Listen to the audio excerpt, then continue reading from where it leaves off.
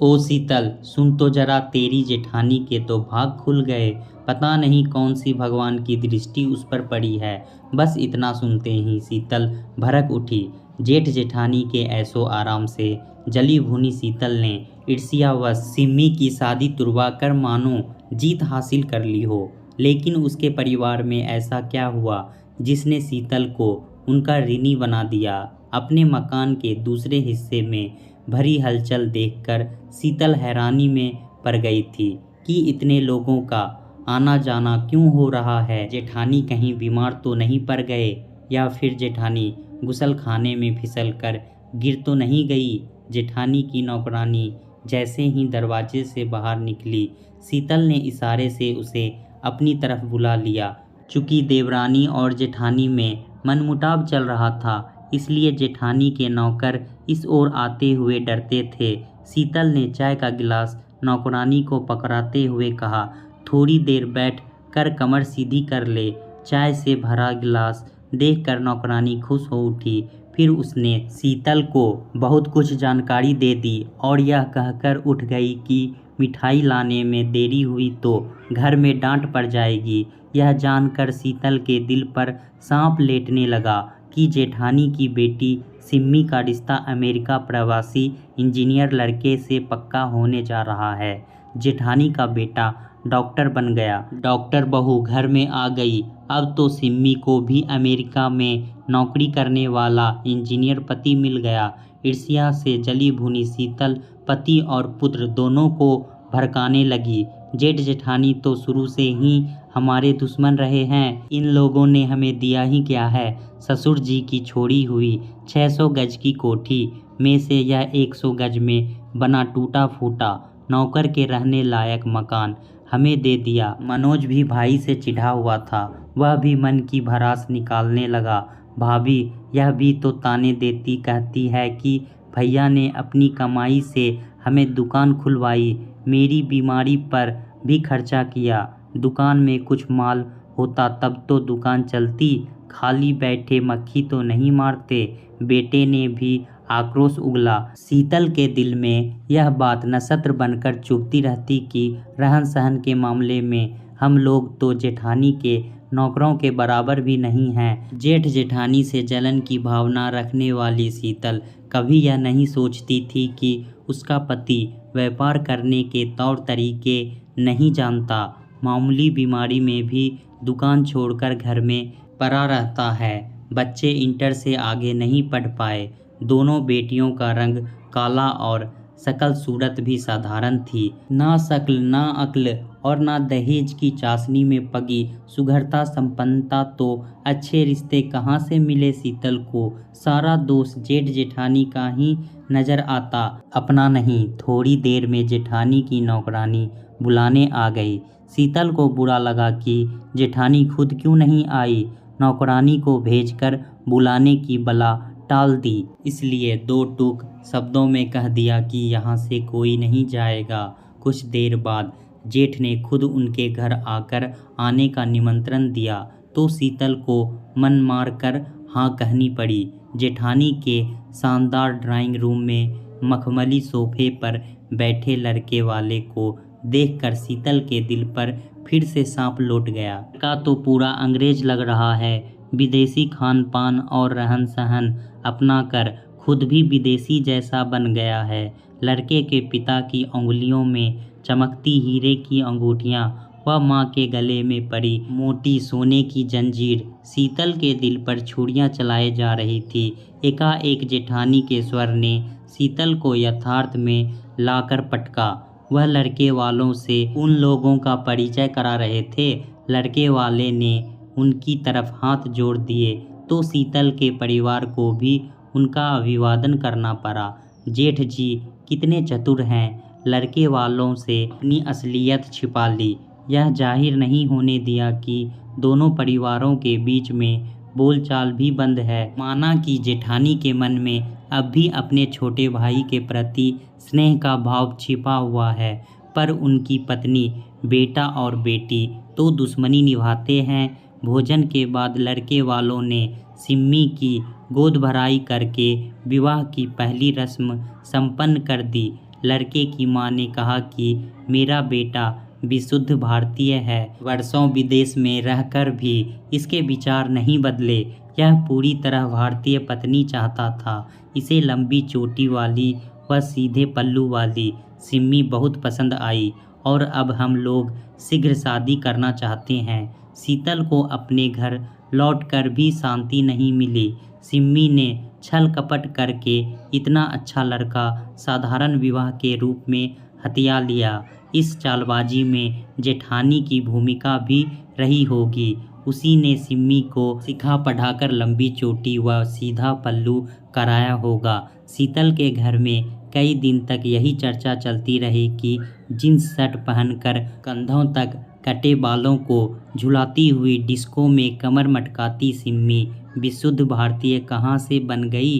एक शाम शीतल अपनी बेटी के साथ बाजार में खरीदारी कर रही थी। अभी किसी ने उसके बराबर से पुकारा, आप सिम्मी की चाची हैं ना? शीतल ने सिम्मी की होने वाली सास को पहचान लिया और नमस्कार किया। लड़का भी साथ था। वह साड़ियों के डब्बों को कार की डिक्की में रखवा रहा था। आप हमारे घर चलिए ना, पास में है। शीतल उन लोगों का आग्रह ठुकरा नहीं पाई। थोड़ी ना नुकर के बाद वह और उसकी बेटी दोनों कार में बैठ गई। लड़के की माँ बहुत खुश थी। उत्साह भरे स्वर में रास्ते भर शीतल को वह बताती रही कि उन्होंने सिम्मी के लिए किस प्रकार के आभूषण व साड़ियों की खरीदारी की है। लड़के वालों की भव्य कोठी व कई नौकरों को देख शीतल फिर ईर्ष्या से जलने लगी। उसकी बेटी के नसीब में तो कोई सर्वेंट क्वार्टर वाला लड़का ही लिखा होगा। शीतल अपने मन के भाव को छिपा नहीं पाई। लड़के की माँ से अपनापन दिखाती हुई बोली, बहन जी, कभी कभी आँखों देखी बात भी झूठी पड़ जाती है। क्या मतलब? शीतल ने जो जहर उगलना शुरू किया तो उगलती ही चली गई। कहते कहते थक जाती तो उसकी बेटी कहना शुरू कर देती। लड़के की माँ सन बैठी थी। क्या कह रही हो बहन? सिम्मी के कई लड़कों से चक्कर चल रहे हैं। वह लड़कों के साथ होटलों में जाती है, शराब पीती है, रात भर घर से बाहर रहती है। अब क्या बताऊं बहन जी, आप ठहरी सीधी सच्ची, आपसे झूठ क्या बोलना। सिम्मी के दुर्गुणों के कारण पहले भी उसका एक जगह से रिश्ता टूट चुका है। शीतल की बातों को सुनकर लड़के की माँ भड़क उठी। ऐसी बिगड़ी हुई लड़की से हम अपने बेटे का विवाह नहीं करेंगे। हमारे लिए लड़कियों की कमी नहीं है, सैकड़ों रिश्ते तैयार खड़े हैं। शीतल का मन प्रसन्न हो उठा। वह यही तो चाहती थी कि सिम्मी का रिश्ता टूट जाए। लोहा गर्म देखकर शीतल ने फिर से चोट की। बहन जी, आप मेरी मानो तो मैं आपको एक अच्छे संस्कार वाली लड़की दिखाती हूँ। लड़की इतनी सीधी कि बिल्कुल गाय जैसी, जिधर कहोगे उधर चलेगी। हमें तो बहन सिर्फ अच्छी लड़की चाहिए, पैसे की हमारे पास कमी नहीं है। लड़के की माँ अगले दिन लड़की देखने के लिए तैयार हो गई। एक तीर से दो निशाने लग रहे थे। सिम्मी का रिश्ता टूट गया और अपनी गरीब बहन की बेटी के लिए अच्छा घर परिवार भी मिल गया। शीतल ने उसी समय अपनी बहन को फ़ोन करके उन लोगों को बेटी सहित अपने घर में बुला लिया। फिर बहन की बेटी को ब्यूटी पार्लर में सजा धजा कर उसने खुद लड़के वालों के घर ले जाकर उसे दिखाया, पर लड़के को लड़की पसंद नहीं आई। शीतल अपना सा मुँह लेकर वापस लौट आई। फिर भी शीतल का मन तुष्ट था कि उसके घर शहनाई ना बजी तो जेठानी के घर ही कौन सी बज गई। सिम्मी का रिश्ता टूटने की खुशी भी तो कम नहीं थी। एक दिन सिम्मी रोती हुई उसके घर आई। चाची, तुमने उन लोगों से क्या कह दिया कि उन्होंने रिश्ता तोड़ दिया? शीतल पहले तो सन जैसी खड़ी रही, फिर आंखें तरेर कर सिम्मी की बात को नकारती हुई बोली, तुम्हारा रिश्ता टूट गया? इसका आरोप तुम मेरे ऊपर क्यों लगा रही हो? तुम्हारे पास क्या सबूत है कि मैंने उन लोगों से तुम्हारी बातें लगाई है? लेकिन वे लोग तो तुम्हारा ही नाम ले रहे हैं। मैं भला उन लोगों को क्या जानूं, शीतल सिम्मी को लताड़ती हुई बोली। तुम दोनों माँ बेटी हमेशा मेरे पीछे पड़ी रहती हो। रिश्ता टूटने का आरोप मेरे सिर पर मढ़कर मुझे बदनाम कर रही हो। यह भी तो हो सकता है कि तुम्हारी किसी गलती के कारण ही रिश्ता टूटा हो। गलती? कैसी गलती? मेरी बेटी ने आज तक निगाहें उठाकर किसी की तरफ नहीं देखा, तो कोई हरकत या गलती भला क्यों करेगी। दीवार की आड़ में बड़ी जेठानी भी बाहर निकल आई। जेठानी के खूंखार नज़रों से घबराकर शीतल ने अपना दरवाज़ा बंद कर लिया। इस घटना को लेकर दोनों घरों में तनाव की अधिकता बढ़ गई थी।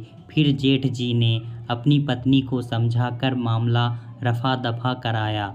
एक रात शीतल का बेटा दफ्तर से घर लौटा तो उसके पास 500 और 1000 रुपये के नए नए नोट देखकर पूरा परिवार हैरान रह गया। शीतल ने जल्दी से घर का दरवाज़ा बंद कर लिया और धीमी आवाज़ में रुपयों के बारे में पूछने लगी। बेटे ने धीमी आवाज़ में बताया कि आज सेठ जी अपना पर्स दुकान में ही भूल गए थे। मनोज को बेटे की करतूत नागवार लगी। तूने सेठ जी का पर्स घर में लाकर अच्छा नहीं किया। उन्हें याद आएगा तो वे तेरे ऊपर ही शक करेंगे। तू इन रुपयों को अभी उन्हें वापस कर आ। आंखें तरेर कर शीतल ने पति से कहा, तुम सचमुच के राजा हरिश्चंद्र हो तो बने रहो, हमें सीख देने की ज़रूरत नहीं है। माँ बेटा दोनों देर रात तक रुपयों को देख देख कर खुश होते रहे और रंगीन टेलीविज़न देखने के मंसूबे बनाते रहे। सुबह किसी ने घर का दरवाज़ा जोर से खटखटाया। शीतल ने दरवाज़ा खोलने से पहले खिड़की से बाहर देखा तो उसकी सिट्टी पिट्टी गुम हो गई। बेटे की दुकान का मालिक कई लोगों के साथ खड़ा था। शीतल घबराकर पति को जगाने लगी। देखो तो यह कौन लोग बाहर खड़े लोग देरी होते देखकर चिल्लाने लगे थे। दरवाज़ा खोलते क्यों नहीं? मुंह छिपाकर इस तरह कब तक बैठे रहोगे? हम दरवाज़ा तोड़ डालेंगे। शोर सुनकर जेठ जेठानी का पूरा परिवार बाहर निकल आया। उनको बाहर खड़ा देखकर शीतल का परिवार बाहर निकल आया। आप लोग इस प्रकार से हंगामा क्यों मचा रहे हैं? मनोज ने साहस करके प्रश्न किया। तुम्हारा लड़का दुकान से रुपये चुरा कर ले आया है। मालिक क्रोध से आग बबूला होकर बोला। सेठ जी, आपको कोई गलतफहमी हुई है। मेरा बेटा ऐसा नहीं है। इसने कोई रुपए नहीं चुराए हैं। शीतल घबराहट से कांप रही थी। हम तुम्हारे घर की तलाशी लेंगे। अभी दूध का दूध पानी का पानी हो जाएगा। सारे लोग ज़बरदस्ती घर में घुसने लगे। तभी जेठ जी शीतल के घर के दरवाजे पर अड़कर खड़े हो गए। तुम लोग अंदर नहीं जा सकते। हमारी इज्जत का सवाल है। हमारे रुपए, हम लोग चोर नहीं हैं। हमारे खानदान में किसी ने चोरी नहीं की। यह लड़का चोर है। आप लोगों के पास क्या सबूत है कि इसने चोरी की? जेठ जी की कड़क आवाज़ के सामने सभी निरुत्तर रह गए थे। तभी जेठ जी का डॉक्टर बेटा सामने आ गया। उसके हाथों में नोटों की गड्डियाँ थी। आक्रोश से बोला, बोलो कितने रुपए थे आपके? जितने थे इसमें से ले जाओ। वे लोग चुपचाप वापस लौट गए। जेठ जी व उनके बेटे के प्रति शीतल कृतज्ञता के भार से दब गई थी। अगर जेठ जी साहस नहीं दिखाते तो आज उन सब की इज्जत सारे बाजार में नीलाम हो जाती। शीतल रोने लगी। लालच में अंधी होकर वह कितनी बड़ी गलती कर बैठी थी। उसने वे सारे रुपए निकाल कर बेटे के मुंह पर दे मारे। ले दफ़ा हो यहाँ से। चोरी करेगा तो इस घर में नहीं रह पाएगा। मालिक को रुपए लौटाकर माफ़ी मांगकर आ, नहीं तो मैं तुझे घर में नहीं घुसने दूंगी। फिर वह जेठ जेठानी के पैरों पर गिरकर बोली, आप लोगों ने आज हमारी इज्जत बचा ली। तुम लोगों की इज्जत हमारी इज्जत है। खून तो एक ही है। आपस में मनमुटाव होना अलग बात है, पर बाहर वाले आकर तुम्हें नीचा दिखाए तो हम कैसे देख सकते हैं? जेठ जी ने कहा। शीतल शर्म से पानी पानी हो रही थी। जेठ जी के मन में अब भी उन लोगों के प्रति अपनापन है और एक वह है कि अपने जेठ जी के प्रति कितना बड़ा अपराध कर डाला। उफ, क्या वह अपने आप को कभी माफ़ कर सकेगी?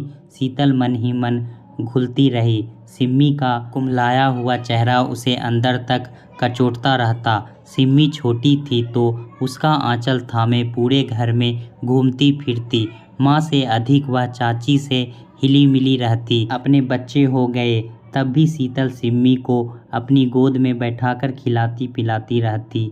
और अब ईर्ष्या की आग में जलकर उसने अपनी उसी प्यारी सी सिम्मी की भावनाओं का गला घोट दिया था।